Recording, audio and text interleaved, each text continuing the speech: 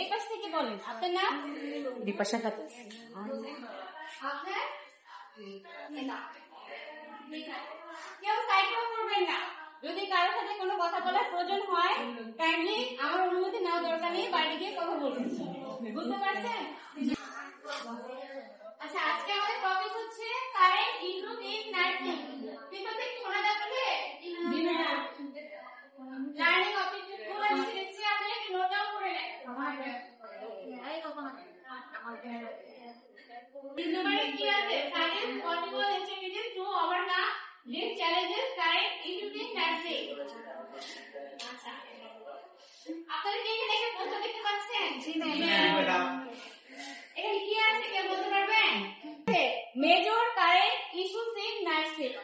Nursing administration and management সাবজেক্টটার সাথে আমরা কিন্তু ওতপ্রোতভাবে জড়িত।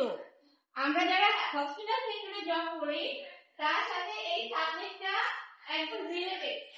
কিন্তু পড়তে বোরিং লাগলেও আপনারা যখন রিলেট করবেন তখন আপনাদের কাছে বেশি ইন্টারেস্টিং মনে হবে। আচ্ছা, প্রথম পয়েন্টে আসি আমরা।